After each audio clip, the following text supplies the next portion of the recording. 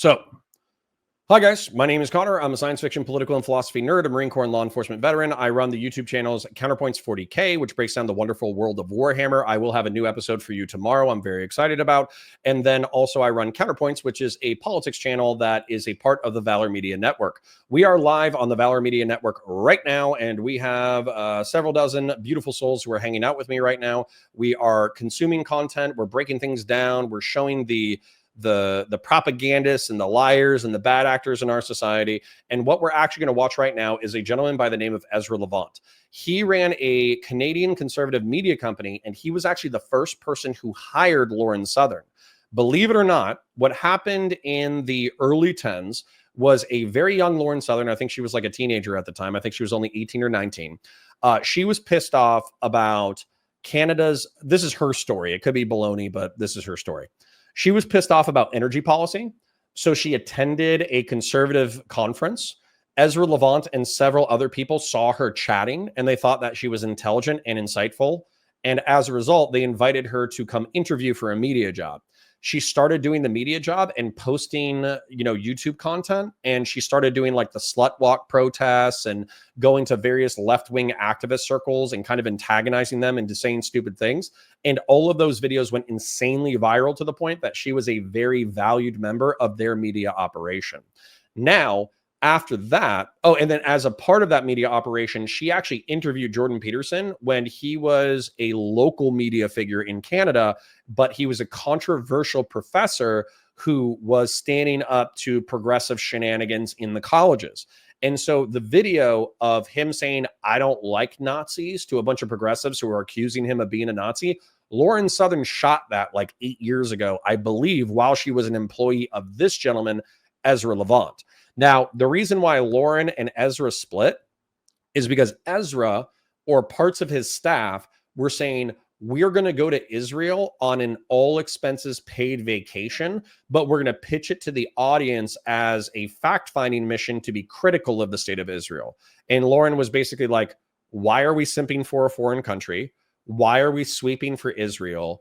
And why are we lying to our audience in order to get money so we can go on a vacation to Israel and then do fluff pieces for the IDF and the Israeli government? Now, Lauren is a dissident right-wing figure. Don't know if you guys know that. She pals around with ethno-nationalists and all that kind of stuff. But I'm pretty sure part of her distaste for the state of Israel, and maybe for some people who are of the tribe, might have started with rebel media. And so I don't know if it's Rebel Media, but I think it is. And this is Ezra Levant. So whatever media company in Canada that he was heading up. And so Ezra Levant has remained a popular conservative media figure in Canada. And he is talking to Jordan Peterson about his experiences at the World Economic Forum. And I want to check out this content. I want to see what Ezra has to say. I want to see if there's anything weird that goes on. And I want to break it down for you. So let's go ahead and take a look. We go to Davos, Switzerland. That's this town that the World Economic Forum takes over. Yeah. How would you describe the World Economic Forum for everybody who's watching and listening? It sounds super boring, doesn't it? World Economic Forum. That sounds like economists studying the world. Yeah. Sounds good. Yeah. It's not. These are the masters of the universe. I call them the VVIPs. Yeah. These are prime ministers, presidents, royalty, pop culture stars. And the question is why? I asked some Davos attendants who were very well positioned, like who the hell Klaus Schwab is. It's like, how in the world did this cartoon dictator of the world character managed to convene all these VVIPs, as you call them? And Klaus Schwab is a convener fundamentally, and he's certainly not elected. He owns it. He's an owner. Yeah, right. I call it a crypto government. Here's what I mean. Yeah, definitely. You have members of government, Chrystia Freeland, Mark Carney. These are the two leading contenders for Hear that? That's Chrystia Freeland and Mark Carney, for those of you who are thinking about voting for them. So a vote for them is definitely a vote for the WEF, and there'll be a lot more about that on this channel soon. They're both board members of the World Economic Forum. Justin Trudeau was a global young leader. Yeah. And Klaus Schwab bragged, and I'm going to say it in his German accent, we have penetrated the cabinet of Canada. And sexual metaphor intended. You've got to do it in that accent because he really is like a Bond supervillain. That's for sure. It's such a comical blackly comical reality. Yeah. But I don't have a problem with rich people meeting to talk. Yeah. Well, they're going to. But what do they do there? Here's why I call it a crypto government. Number one, a real government has an independent press. Yeah. Just a scrutinized thing. The World Economic Forum, there's lots of journalists, but they pay to participate. So they'll never be skeptical or accountability journalists. We go, but we are not allowed in. We're kept outside the security perimeter because we ask unvetted questions. Yeah. So that's where you're always lurking out there on the street, like an ambush squad. That's right. And I'll tell you in a minute some of our favorite catches. Yeah. Number two, in a real government, there's an opposition, and sometimes they rotate people through. That's a form of a check and balance. In a real government, there's a lobbyist registry. Who was meeting with technically, it's a fascist organization. And fascism means to bind together, right? And the fascists were big into the idea that, and this is kind of what defines fascism, that media, corporations, government should all be working together as a unit to push forward whatever the interest happens to be, whatever the agenda happens to be. And the WEF is a place where exactly that happens, is that the elites of all the different... Jordan, come on, man. Come on, man. Come on, man. Can you guys tell that I'm like a former Jordan Peterson fan who just took a lot of psychic damage with that sentence? Okay, hold on. I have to let the blood pressure behind my eyes settle for a second so I don't like actually rupture a blood vessel in my eyeball. I don't want to pull like a Joe Biden and just be talking to chat and then like you see like a blood vessel in my eye just burst. Because that could absolutely happen on stream, by the way. Big in Gaming says, I just can't. Now the MAGA cult says that Trump won. He did the art of the deal perfectly. I'm so black-pilled. Well, don't worry about it. We'll survive together, okay? Don't worry, King. We'll be good. Christian Valera said, these dudes are conspiratorial children, and I wanted to push back against you. And then he said that they're fascist, and I'm just like, that's not what fascism means, bud. It's brutal. Okay, but let's see what's actually been said so far, okay? Let's actually see what's been said. So VVIPs, I'm assuming he's saying that they're very, very important people, that it's presidents, prime ministers, celebrities. Klaus Schwab is the convener, which again, like especially in a liberal society, there's no problem with like rich and powerful people getting together in order to talk about the problems of their society, right? They're characterizing it as a crypto government because they're members of government. Chrystia Freeland and Mark Carney, who are apparently relevant in Canadian politics, were board members of the World Economic Forum. And so Jordan Peterson points out that that's negative. Rich people meeting to talk isn't a problem. And Jordan Peterson says, yeah, they're going to by their very nature. Independent press. This is where I think that these are okay criticisms. Having an independent press that asks unvetted questions, so it's not softballs, I'm okay with that. But if it's a private organization, then once again, liberals are, it's a liberal society. They're free to create private associations, right? Unless they're actually doing like evil and criminal stuff. And then Ezra Levant says there's an opposition and they rotate people through. And he's seeing this as like a continuous group, right? That they're not changing anything, right? And so Sean Kaplan says, lurking today, please God, don't let the brain rot happen to me when I get old. Don't worry, Sean Kaplan. We'll take you out behind the shed when it's your turn. Christian Blair says, again, Jordan was good as a clinical psychologist, but when he talks about anything else, he's conspiratorial. Listen, as we learned from our engagement with the Counterpoints video earlier in the week, that there is an appeal to anomaly. You say, isn't it weird that? Isn't it weird that? And then you just keep pointing out things that are weird and you substantiate that there's weird things going on. And then once you have your audience sufficiently bought into that there's too many weird things for there not to be an alternative explanation, you can provide them an alternative explanation without explaining it and without substantiating it. And so what I would like to hear from Jordan is him substantiating his conspiratorial thing. But I need to articulate fascism for you guys because it actually is near and dear to my heart. Jack O'Lantern says, Jordan's unfortunately been lost in the belly of the whale for years now, and it's super sad to see as a former fan of his work. Honestly, man, like seriously, if we become successful as a channel, I want to save Jordan Peterson from the belly of the beast. I want to take this guy bike riding. I want to take him shooting guns. I want to go fishing with him. Kind of like all the dad activities, right? And I want to try to get him to like touch some intellectual grass because I think that he's been he's been hanging out with so many anti-lefties, like liberals, libertarians, centrists, but who are all anti-democrat and anti-left, that I don't think that he's heard a democratic, like a legitimate democratic argument in probably half a decade that actually seemed coherent to him, which is, in my opinion, an element to being audience captured. Well, let's talk about fascism real quick, okay? Fascism was written by Giovanni Gentile. It was put into place by Benito Mussolini, and it was put into place by Adolf Hitler. Fascism is going to be different per different societies, and it's not just authoritarianism. There's plenty of authoritarian societies that are not fascist. As an example, the Iranian Republic, whatever, is not fascist. They're like an authoritarian theocratic regime. Russia could be argued to be fascist, but they're not explicitly fascist. They're like an oligarchical kleptocracy. They have rich people who steal from the poor, right? And so what fascism is two concepts that are reinforced by the people who actually hold these ideas, okay? It's political corporatism, which is good, and it's flexible authoritarianism, which is bad.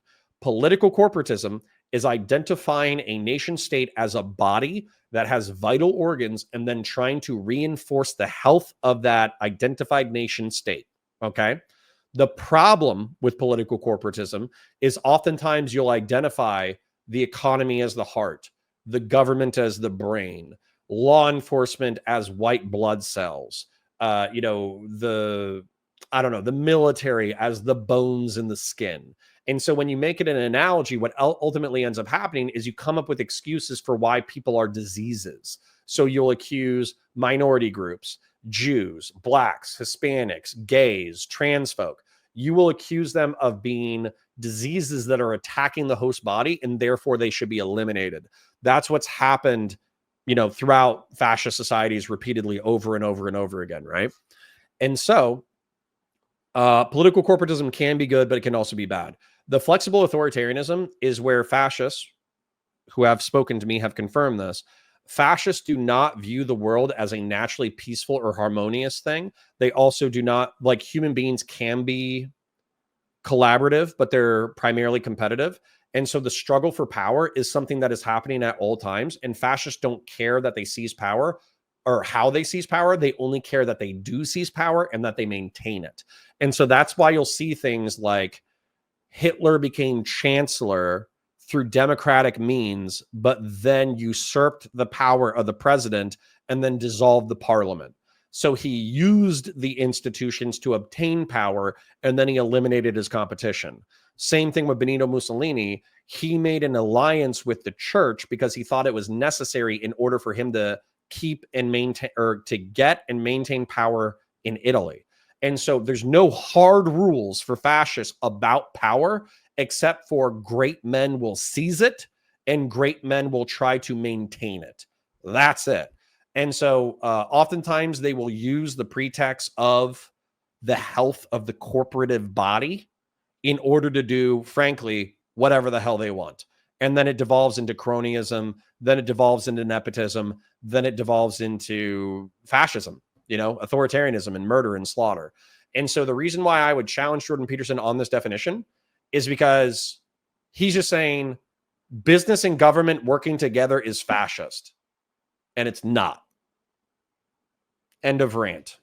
Let's continue.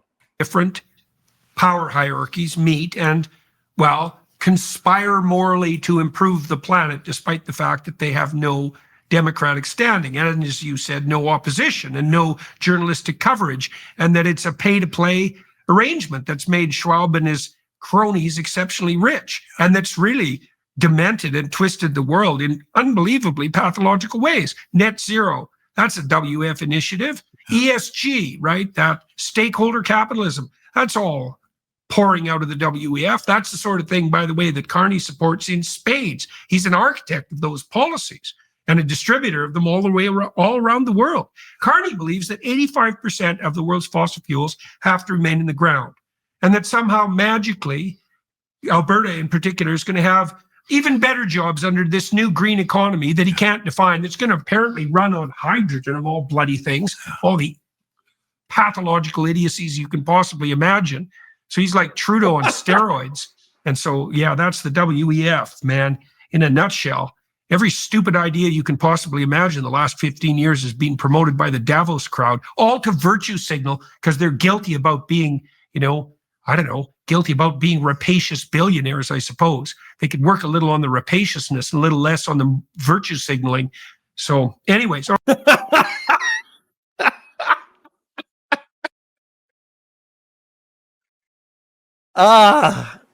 Listen, I kind of love it.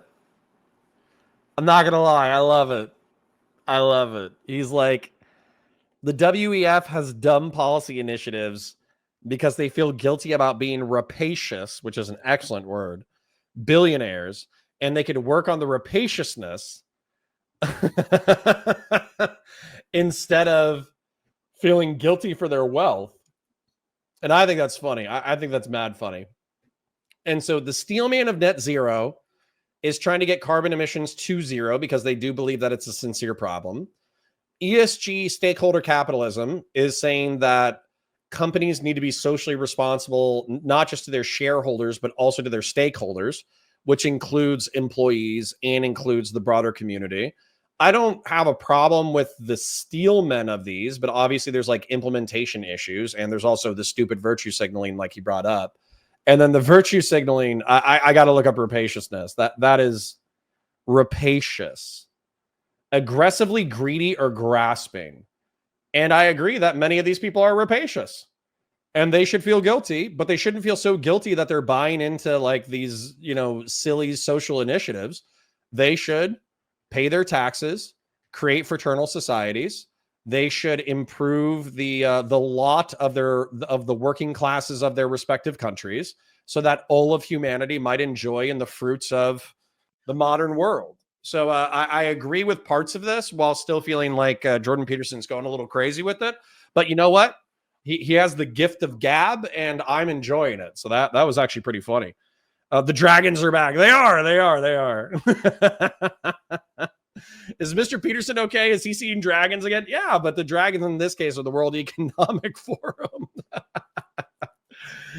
Jonah Boy says, okay, Mr. Peterson, that's very good. Thank you. Now take your meds, lol. Yeah, I mean, yeah, he could use some duloxetine. So duloxetine is a prescription that I have. It's Cymbalta. It helps with nerve pain, but it also helps with if you have runaway negative trains of thought.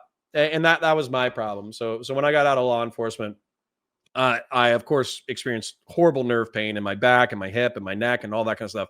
But also one of the things that would happen is because I had seen and done so many horrible things that when something bad would happen, I would just imagine the worst scenario possible. And my imagination immediately jumped to that and then prepared me mentally for the worst scenario possible. And that would always happen. But the problem with that is you're always in fight or flight.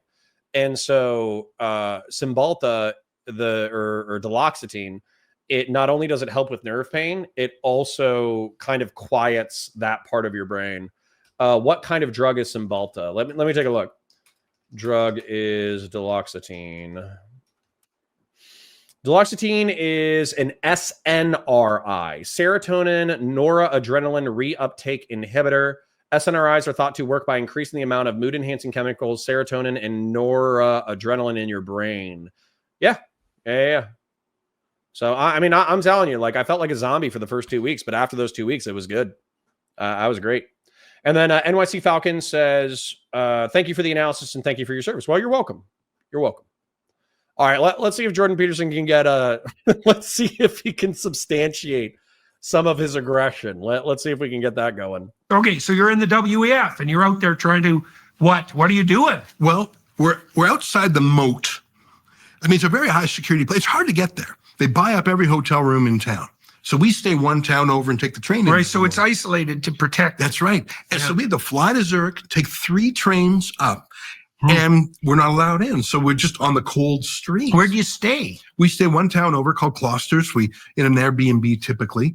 And they quintuple the prices that week. Of course. That week, the local airport, the private jet airport, they say that they make their whole year's money in that one way. Yeah, yeah. And if you go and watch the And think private of all jets, the lovely carbon that's being produced. the private Feeding all the jets, plants. they come in and it's such a small airport that they drop off the VVIPs, but then the planes have to go fly to another airport to park.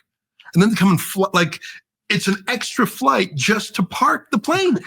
I've never seen anything more carbon intensive. And then there's helicopters. It's probably got slightly greener around Davos. That's right, because of all the CO2. Yeah. You know, they're against fuel and they're against food, even though no. They're against fuel and food for peasants. And that's so they're in their private jets, but you have to take public transit. I was in the streets of Davos 2 weeks ago, and I see a guy handing out energy bars. Like there's a lot of kiosks and people giving away grab bags and goodies, and it's cold, so they give away hot chocolate and tea. So one guy's giving away energy bars, and people are flocking to it. But I notice